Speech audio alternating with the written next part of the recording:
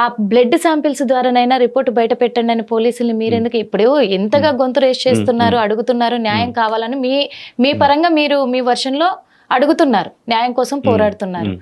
ఎందుకు పోలీసుల్ని టైట్ చేయలేకపోయారు? మీరు కర్రల మీద ఉన్న రక్తపు కోసం ఆ రిపోర్ట్ అడుగుతున్నారు కదా. మనిషి చనిపోయిన పోస్ట్ మార్టం రిపోర్ట్ ఇవ్వలేదు ఇప్పటి వరకు. అరుస్తున్నాం, అది కేకలేస్తున్నాం. బయటకి తీసుకురావద్దని చెప్పేసి మరి ప్రవీణ్ పగడాల గారి భార్య చెప్పింది కదా. ఏం బయటికి తీసుకురావద్దని? అసలు మాకు పోస్ట్ మార్టం రిపోర్టే బయటికి రావద్దని చెప్పారు. ఎందుకంటే ఈ మాట ఎందుకు చెప్పానంటే మేము మీడియా వాళ్ళందరము తన ఇంటికి వెళ్ళాము. వెళ్ళినప్పుడు మీడియా ముందుకు నాకు రావడానికి నాకు ఇష్టం లేదు, అసలు నా ఇంటి దగ్గర మీడియా వాళ్ళే కనిపించొద్దు చెప్పారు. ఆ పోస్ట్ మార్టం రిపోర్ట్ కూడా మాకు బయటికి రావద్దంటే రావద్దని చెప్పారు. తను పోస్ట్ మార్టమే వద్దన్నారు. పోస్ట్ మార్టం వద్దని వీళ్ళు డే 1 నుంచి చెప్తున్నారండి. అక్కడ బాడీని మృతదేహానికి తీసుకెళ్ళడానికి వాళ్ళ కుటుంబ సభ్యులు వచ్చినప్పుడు కూడా అక్కడ కంప్లైంట్ లో కూడా వాళ్ళు యాక్సిడెంట్ అని ఒప్పుకుంటూ రాశారు. అక్కడ ఇది యాక్సిడెంట్, తనకు తాను స్పృహ కోల్పోయి అదుపు తప్పి పడిపడినట్టు రాస్తే నేనే ఆ కంప్లైంట్ కాపీని చింపేసి ఫ్రెష్ గా అనుమానాస్పద మృతి కింద నమోదు చేయించాం. అంటే వాళ్ళు ఫస్ట్ డే 1 నుంచి వాళ్ళు they are not interested in this issue. అంటే ఏంటంటే జరిగిపోయింది, మనం సైలెంట్ గా ఉంటే బెటర్ అన్న కోణంలో వాళ్ళు ఉన్నారు. అప్పుడు నేను అడిగితే నాతో పాటు కొంతమంది పాస్టర్స్ ఉన్నారు, మేము ప్రశ్నించాం వాళ్ళని, ఇలాంటివి సేవకుల మీద ఇంకోసారి జరగకూడదంటే వీటి వెనకాల ఎవరైనా ఉంటే బయటికి లాగుదామంటే వాళ్ళు ఏమన్నారు తెలుసా, మాకు థ్రెట్ ఉంది, మీకు తెలుసా, మా ఫ్యామిలీకి థ్రెట్ ఉంది, మీ సేవకులకి ఏం జరగకూడదు ఇంకోసారి మీరు ఎట్లా ఆలోచిస్తున్నారో ఇంకొకసారి నా కుటుంబంలో వ్యక్తులకి ప్రవీణ్ పగడాల గారికి జరిగినట్లుగా జరగకూడదని మేము ఆలోచిస్తున్నాం అన్నది వాళ్ళు డైరెక్ట్ గా స్ట్రైట్ గా అన్నారు. ఓకే, స్ట్రైట్ గా చెప్పారు. ఎందుకంటే ఇప్పుడు వాళ్ళ ఫ్యామిలీని వాళ్ళు ప్రొటెక్ట్ చేసుకోవాలి కాబట్టి వాళ్ళ జాగ్రత్తలో వాళ్ళు ఉన్నారు. సరే, మీరు మీ మాట కడ్డు వస్తున్నాను ఏమనుకుందండి, వాళ్ళ ఫ్యామిలీని వాళ్ళు ప్రొటెక్ట్ చేసుకోవాలనుకుంటారు. ఎవరి నుంచి? అది యాక్సిడెంటే కనుక అయితే ఎవరి నుంచి ప్రొటెక్ట్ మీ మాట చెప్పినట్టే ఇప్పుడు మీరు అన్న మాట కిందే నేను అడుగుతున్నాను. ఓకే, వాళ్ళకు సెక్యూరిటీ కావాలి అనుకుంటున్నారు, ఏ గొడవలలో తలదూర్చొద్దు కాబట్టి వద్దు అనుకున్నారు కదా. ఇది వద్దు అనుకున్నప్పుడు మరి ఎందుకు మీరు క్రైస్తవులు ఎందుకు మరి వాళ్ళ ఫ్యామిలీ గురించి ఆలోచించకుండా మళ్ళీ క్వశ్చన్ చేస్తూ ఇదంతా కూడా లేదు, మేము బయట పెట్టాల్సిందే, మాకు పోస్ట్ మార్టం రిపోర్ట్ కావాల్సిందే అని ఎందుకు ఫైట్ చేస్తున్నారు? ప్రవీణ్ పగడాల అనే ఒక వ్యక్తికో లేదంటే ఒక 2 బిడ్డలకో, ఒక భార్యకో, ఒక అమ్మకో, లేదంటే ఒక కుటుంబానికి సంబంధించిన వ్యక్తి కాదండి ఆయన కుటుంబానికంటే కూడా యావత్ క్రైస్తవ సమాజానికి అవసరమైనటువంటి గొంతు ఆయన, క్రైస్తవుల కంఠం ఆయన. కాబట్టి ఈరోజు ఆయన కుటుంబీకుల కంటే కూడా క్రైస్తవులందరూ ఎక్కువ ఆందోళన చెందుతూ ఈ రోజుకి మాకు వస్తున్న ఫోన్లు మాకు నిద్ర పట్టడం లేదన్న ఆ రోజు నుంచి అని ఎంతో మంది ఆందోళన చెందుతున్నారు. ప్రవీణ్ పగడాల గారు ఆయన కుటుంబానికి మాత్రమే కాదు, ఆయన యావత్ క్రైస్తవ సమాజానికి అవసరమైన వ్యక్తి. కాబట్టి ఆ వ్యక్తిని పోగొట్టుకున్న తర్వాత మేము మౌనంగా నోటి మీద వేలేసుకుని కూర్చుంటే నెక్స్ట్ ఇంకొకరిని కూడా కోల్పోవాల్సి వస్తుందేమో. ఇప్పుడు యాక్షన్లోకి దిగకపోతే, ఇప్పుడు వాయిస్ రైజ్ చేయకపోతే, ఇప్పుడు లీగల్ గా మనం సీరియస్ గా ప్రొసీడ్ అవ్వకపోతే ఈ క్రైస్తవులు చంపినా కూడా పట్టించుకోరన్న కోణంలో ఇంకోసారి రిపీట్ అవుతుందేమో ఇంకొకరి మీద అన్నటువంటి భావనతో మేము ఇన్వాల్వ్ అయి ఫ్యామిలీ వద్దన్నా కూడా మేము ప్రొసీడ్ అవ్వాలన్న ఆలోచనతో మేము ముందుకెళ్తున్నాం. మీరు ముందుకెళ్తున్నారు కరెక్టే. ఇప్పుడు ఆ ఫ్యామిలీకి మరి ఎవరు వాళ్ళకు ప్రొటెక్ట్ చేయాలి? ఇప్పుడు ఆ ఫ్యామిలీకి ఆల్రెడీ థ్రెటింగ్ కాల్స్ వచ్చాయి, అందుకే భయపడి వాళ్ళు గమ్మునున్నారు. మీరు దాన్ని లేదు ప్రవీణ్ పగడాల గారి పట్ల న్యాయం జరగాలని మీరు పోరాడుతున్నారు. ఇప్పటికైనా వాళ్ళకు హాని మరి మీరు పాయింట్ రేస్ చేసే కొద్దీ వాళ్ళకు హాని పెరుగుతూనే ఉంటది కదా. అంటే ఆ కుటుంబానికి నష్టం జరిగినా పర్వాలేదా?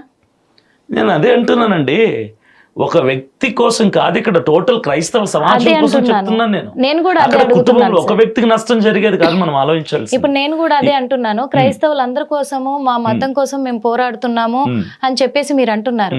ఈ పోరాటం ఎక్కువ అయ్యే కొద్దీ వాళ్ళ ఫ్యామిలీకి మళ్ళీ ఏదైనా థ్రెట్ ఖచ్చితంగా జరిగి వాళ్ళకి ఏదన్నా జరగరని జరిగితే ఎవరు బాధ్యులు? ఎందుకు రాదంటే వాళ్ళ ఫ్యామిలీకి ఇబ్బంది ఎందుకు ఉండదంటే they are not raising their voice. వాళ్ళ స్వరం, వాళ్ళ గొంతు వాళ్ళు ఇప్పటం లేదు. ఆ జెస్సికా గారు కూడా 2 సందర్భాల్లో మాట్లాడుతూ క్షమిద్దాం అనే మాట తప్ప మరో మాట ఆవిడ ఎక్కడ ప్రస్తావించలేదు. కాబట్టి మేమెంత అరిచినా సరే అరిచినోడికి ఎఫెక్ట్ ఉంటుంది తప్ప కుటుంబానికి ఎఫెక్ట్ ఉండదు. ఎందుకంటే they are very quiet, they are very calm. ఇప్పుడు ప్రవీణ్ గారి పోస్ట్ మార్టం రిపోర్టు సంబంధించి ఇప్పుడు మరి మీరేమో పోస్ట్ మార్టం రిపోర్ట్ బయటికి రావాలంటున్నారు, వాళ్ళ వైఫ్ ఏమో వద్దు అవసరం లేదన్నారు. ఇప్పుడు పోలీసులు తన భార్యకు మాటకు విలువయాలా, మీ మాటకు విలువయాలంటారా? ఒక్క లాజిక్. ఎందుకంటే అందరికీ కూడా ఈ విషయంలోనే అనుమానాలు ఉన్నాయి. అసలు ఎందుకు ఈ రిపోర్ట్ బయటికి రావట్లేదు అనేది చాలా మందికి అనుమానాలు ఉన్నాయి. అటు క్రైస్తవులకు కావచ్చు, ఇటు హిందువులకు కావచ్చు. అది బయటకు వస్తేనే ఏదైనా తేలడానికి ఉంటది అనే ఒక నమ్మకం కూడా ఉంది. కాబట్టి అది బయటికి రావద్దు అని తను అడిగారు, కానీ కావాలి అని మీరు అడుగుతున్నారు. ఏంటి, ఎవరి మాటకు కట్టుబడి ఉండాలి? 2 thoughts are different అండి. మేము బయటికి రావాలని ఎందుకు అడుగుతున్నామంటే, ఒకవేళ దీని వెనకాల నిందితులు ఉంటే వాళ్ళకి శిక్షింపబడాలి, లేదా క్షమించేస్తాం. ఏదేమైనా ఎవరున్నారో బయటికి రావాలి. నెక్స్ట్ బయటికి వచ్చారంటే ఇంకొకసారి ఇంకొక సేవకుడి మీద ఇలాంటి దుర్ఘటన జరగకుండా, క్రైస్తవులు సామాన్యులు కాదు, ఇంత పెద్ద ఇష్యూ చేసి మొత్తానికి దొంగల్ని హంతకుల్ని రాబట్టారు, కాబట్టి మనం ఇలాంటివి చేయకుండా బెటర్ అని ఒకవేళ చేసిన వాళ్ళు ఎవరంటే జాగ్రత్త పడతారు. ఇప్పుడు జెసికా గారు చెప్పినట్టుగా, ప్రవీణ్ పగడాల గారి భార్య చెప్పినట్టుగా, మాకు పోస్ట్ మార్టం రిపోర్ట్ వద్దంటే మేమేం చేయలేము. ఇక మేము కూడా క్వైట్ అయిపోతాం, మేము కామ్ అయిపోతాం. ఎందుకంటే ఇప్పుడు వద్దు అంటే మేము ఇవ్వమని మేము పోరాడు. ఇప్పుడు వాళ్ళ విజ్ఞతకు వదిలేస్తాం అది. ఎందుకంటే ఇప్పుడు వాళ్ళ స్వార్థం, వాళ్ళ కుటుంబం కొరకు వాళ్ళు ఆలోచించుకుంటున్నారు. ఇప్పుడు ప్రవీణ్ పగడాల గారు ఎప్పుడు అలా ఆలోచించే వాళ్ళు కాదు. ప్రవీణ్ పగడాల గారు ఎప్పుడు కూడా క్రైస్తవ సమాజం కోసం ఆలోచించేవాళ్ళు. అంటే ఇప్పుడు వాళ్ళ కుటుంబం కోసం అంటే కూడా ఇద్దరు ఆడపిల్లలే కాబట్టి, ఆడపిల్లే కాబట్టి ఉన్న ఒక దిక్కు ఇదైపోయారు కదా, వాళ్ళ తరఫున పోరాడడానికి ఎవరు కూడా జెంట్స్ లేరు అక్కడ. అలాంటప్పుడు వాళ్ళకు భయం ఉంటుంది, ఇప్పుడు మీరు అన్నట్టుగా. ఇకపోతే ప్రవీణ్ పగడాల గారి మరణం అనేది పోలీసులు ఇంట్రాగేషన్ చేస్తూనే ఉన్నారు కాబట్టి అది తేలుతుంది ఖచ్చితంగా. ఈ రోజు కాకపోయినా ఇంకా కొన్నాళ్ళకైనా బయటపడే అవకాశాలు ఖచ్చితంగా ఉంటాయి, పడుతుంది కూడా. ఓకే, ఈ విషయానికి సంబంధించి అజయ్ బాబు గారు, పాస్టర్ అజయ్ గారు గొంతు రేస్ చేసి తన ముందు వచ్చి ఒక లాయర్గా నేనున్నాను, నేను అన్ని ఆధారాలు బయట పెడతాం మెల్లమెల్లగా కూడా అని చెప్పేసి కూడా తను చెప్పడం జరిగింది. అంటే తన మీద ఎందుకు మీరు క్రైస్తవులు, ఒక క్రైస్తవుడే ఇంకా తన మీద ఎందుకు కేసు పెట్టాల్సి వచ్చింది? ఎవరి మీద పెట్టారు? అజయ్ బాబు మీద ఎందుకు పెట్టింది? ఎవరు? జోసెఫ్ గారు. జోసెఫ్ అనే వ్యక్తి, ఇప్పుడు ఆయన కోసం మాట్లాడుతున్నాను. ఆరోగ్య స్వామి జోసెఫ్ అతని పేరు. అంటే తను అసలు క్రైస్తవుడా? అదే చెప్తున్నాను. అతను క్రైస్తవుడా, హైందవుడా, క్యాథలిక్కా, ప్రొటెస్టెంటా, ఇవన్నీ పక్కన పెడితే, ఫస్ట్ ఆఫ్ ఆల్ అతను కేసు అతనిగా తనకు తానుగా కేసు పెట్టలేదు. ఆయనకు వెనక ఎవరో సపోర్ట్ చేసి మేమున్నాం, నువ్వు వెళ్ళు, మాకు ఫేస్ గా వాయిస్ గా నువ్వు ఉండు, నీకు వెనక కావాల్సిన మేము ఏర్పాటు చేస్తాం అని ఆయనను ముందు పెట్టి ఎవరో చేయించినటువంటి కుట్ర ఇది, ఎవరో పెట్టించినటువంటి కేసు. రెండవది, జోసెఫ్ అనే వ్యక్తి మన ఆంధ్రాకు సంబంధించిన వ్యక్తి కాదు, తమిళనాడుకు సంబంధించినటువంటి వ్యక్తి. మూడవది, అసలు ఈయన క్రిస్టియనే కాదు, క్యాథలికే కాదు, ఇతను ఒక పరమతస్థుడు అన్నటువంటి ఒక ఆలోచన కూడా మా అందరికి ఉంది. ఎందుకంటే ఆయన ఎక్కడ ఏ ఇంటర్వ్యూలో మాట్లాడుతున్నప్పటికీ కూడా ఇతర మతాల్ని మా మతాల్ని అంటున్నాడు.